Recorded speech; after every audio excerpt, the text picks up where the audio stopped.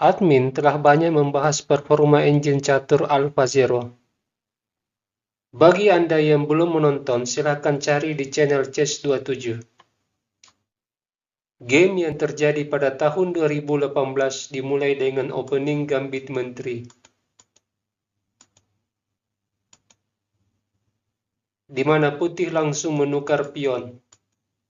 Di langkah kelima, Stockfish melakukan pinning kuda, dan AlphaZero mencegahnya dengan gajah E7. Setelahnya pion E3, membuka jalan bagi gajah terang, dibalas dengan rokade, lalu pengembangan gajah, pion usir gajah. Langkah ini tidak sekedar mengusir gajah, lebih jauh dari itu menghindari kemungkinan pion akan mendapat serangan dari gajah, di mana menteri akan berada di C2, melakukan serangan terhadap pion H7. Ini juga bagian dari rencana hitam mengadu gajah gelap dengan kuda H5.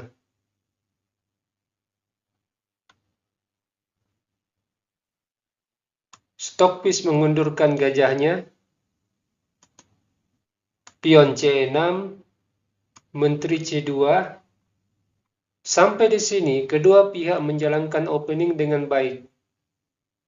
Namun, sebelum kita lanjut, untuk menambah wawasan kita, di sini saya akan memberi alternatif langkah yang pernah dimainkan antara Li Chao versus Hou Yifan, juara dunia wanita, yang terjadi pada tahun 2017. Pada posisi ini, putih tidak menjalankan menteri C2, tetapi kuda F3. Setelahnya kuda E4, mengadu gajah gelap. Hou Yifan ketika itu menghindari pertukaran gajah. Dia melangkah gajah G3. Dan gajah ke F5, menambah perlindungan terhadap kuda. Baru kemudian putih menjalankan menteri C2. Disusul gajah pining kuda, rokade, kuda kali gajah, pion kali kuda, pertukaran gajah terang, kuda D7. Oke, kita kembali. Permainan berlanjut dengan benteng E8, kuda E2. Stockfish lebih memilih kuda ke E2 dibanding kuda F3. Langkah ini memberi kemungkinan pion didorong ke F3, mendukung ekspansi pion ke E4. Di sini AlphaZero melangkah kuda D7,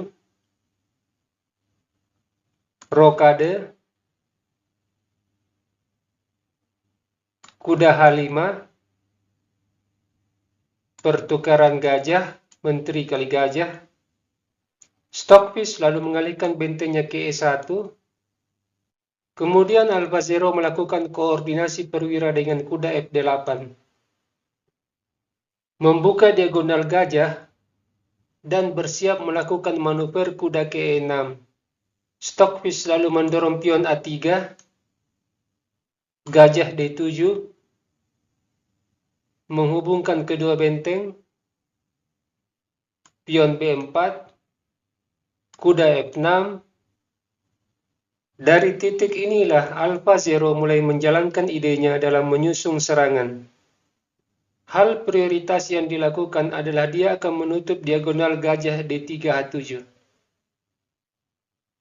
Dengan menutup diagonal gajah ini, maka sayap Raja Hitam menjadi aman dan memudahkan Hitam melancarkan serangan dari sayap Raja.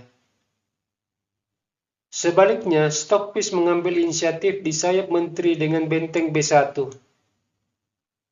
Melancarkan serangan di sayap menteri dengan serangan pion yang didukung dengan benteng. AlphaZero kuda E6, pion A4, pion A6, dan benteng E1. Kita telah sampai di langkah ke-18. Terlihat Raja Putih dalam keadaan aman, baik-baik saja.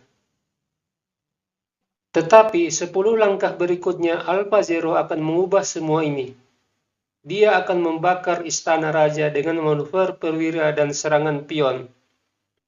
Kita bisa memetik pelajaran bagaimana Alpha Zero menggerakkan pionnya, bagaimana membuka jalur, bagaimana menyerang target dan menciptakan bahaya di jantung pertahanan putih. Dan kita semua tahu betapa bahayanya jika Alpha Zero memiliki jalur terbuka yang mengarah ke raja.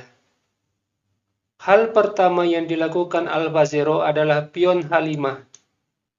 Langkah imajinatif dari Alpha Zero. Membayangkan bagaimana di waktu berikutnya Alpha Zero melakukan terobosan dengan pion H4 lalu pion H3. Stockfish merespon dengan pion H3 dan pion G6. Sebuah langkah multifungsi dari Alpha Zero. Menjaga pion H5 dan menyediakan tempat bagi raja di G7. Juga menutup diagonal gajah terang. Putih merespon dengan benteng A1. Stockfish terlebih dahulu melakukan konsolidasi benteng. Menunggu saat yang tepat dorong pion B5. Jika dia langsung dorong pion B5, pion A kali B5. Pion putih juga memukul. Dan setelahnya pion C5. Keberadaan kuda di E6 memungkinkan hitam melakukan serangan balik setelah pion D kali C5, kuda kali pion. Hitam memiliki pos terbaik buat kudanya. Oke, kita kembali. Permainan berlanjut dengan kuda G5, kuda F4, dan kuda K4. Sekarang kita melihat bagaimana koordinasi dua kuda Alpha Zero. Kuda F6 menjaga pion H5, dan kuda E4 menutup diagonal gajah. Di sini Stockfish memukul kuda, dan hitam memilih memukul dengan pion, dengan tempo menyerang gajah. Meskipun dia membuka diagonal gajah C4 F7 setelah gajah C4, gajah memiliki sasaran tembak baru di F7, juga melakukan shadowing terhadap raja. Dengan ancaman kuda memukul pion G6, Alpha Zero mengantisipasi dengan raja G7, lalu benteng C1, disusul pion H4, dan ini merupakan gaya Alpha Zero yang agresif. Mengunci pion H3 dan persiapan dorong pion ke G5, lalu pion ke G4, membuka jalur bagi benteng. Di langkah ke-25, Stockfish mengalihkan benteng ke jalur B. Stockfish membuka serangan di sayap menteri melalui kedua jalur ini.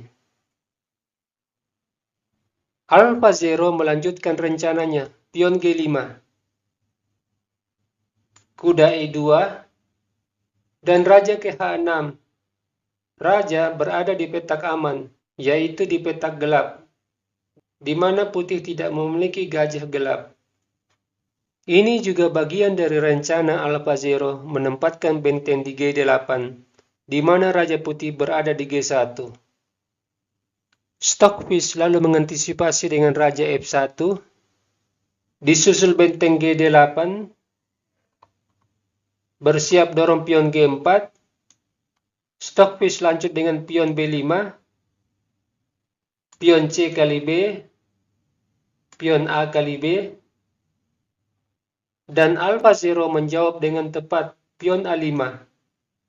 Ide yang bagus dari hitam mengalihkan konsentrasi putih terhadap pion bebas. Putih lanjut dengan pion B6, pion A4, menteri A2, menyerang pion F7 dua kali, tetapi Alpha Zero membiarkan pion F7 dipukul dengan gajah. Dia lanjut dengan pion A3, Jika gajah kali pion, maka ini memberi keuntungan 1 tempo bagi hitam setelah benteng G7. Memaksa gajah bergerak, dan setelah gajah ke B3, pion G4, hitam mendapat keuntungan tempo setelah mengorbankan pion F7.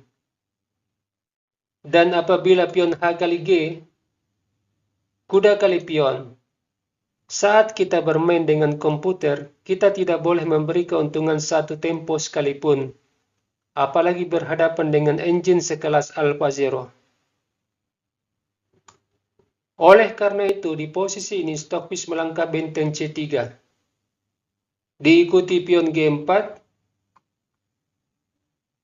pion H memukul, dan kuda pukul pion. Lalu kuda F4, dan sebuah langkah spektakuler dari AlphaZero, pion H3. Pion ini sepertinya menjadi pahlawan dalam game ini. Dorongan pion ini memberi kesulitan bagi putih. Di sini putih merespon dengan pion G3. Namun sebelum lanjut, kita melihat terlebih dahulu 2 alternatif dari putih, yaitu memukul pion H dengan kuda dan memukul pion dengan pion. Jika kuda kali pion H3, kuda skak, raja E2, benteng kali pion, kuda F4, disusul gajah skak, raja E1, dan kuda skak. Posisi putih sangat buruk. Dan jika di posisi ini putih memilih memukul pion dengan pion, kuda skak, raja E2. Di sini kita terlebih dahulu menetralisir pergerakan benteng putih di sayap menteri dengan benteng C8. Putih tetap memiliki masalah dalam hal ini, di mana gajah C4 dalam keadaan tidak bisa bergerak sebab benteng terancam. Di langkah berikutnya hitam bisa kuda F3, lalu menteri ke G5. Oke, kita kembali. Pada posisi ini, Stockfish dorong pion G3. Dalam situasi seperti ini, AlphaZero menganggap keberadaan benteng di jalur G sudah tidak diperlukan. Dia lalu membawa bentengnya ke C8. Sebuah pinning terhadap gajah. Stockfish kemudian membawa rajanya ke G1, kemudian pion skak, raja G2, raja G7, dan benteng ke C1. AlphaZero lalu melakukan manuver benteng, gajah E2, pertukaran benteng, selanjutnya menteri B4, rencana menempatkan diri di B2, Stockfish mengantisipasi dengan benteng B1, menteri D6, gajah C4, menteri H6, raja H1,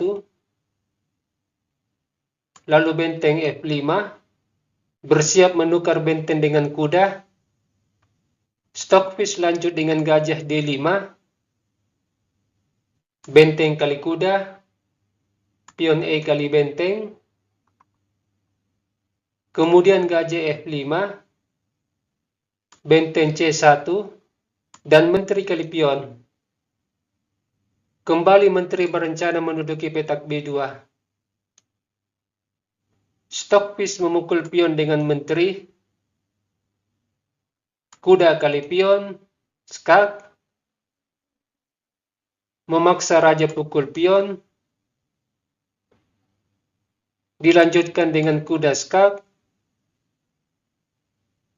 raja G2, dan menteri kali pion D4. Langkah ini membuat Stockfish menyerah, sebab adanya ancaman menteri di F2. Putih bisa saja memilih langkah menteri C3, mengadu menteri sekaligus shadowing terhadap raja. Tetapi kuda skak sambil menyerang gajah. Jika raja G1, pertukaran menteri, benteng kali menteri, kuda kali gajah. Hitam unggul dalam jumlah perwira. Oke, demikianlah video ini. Sampai jumpa di lain waktu.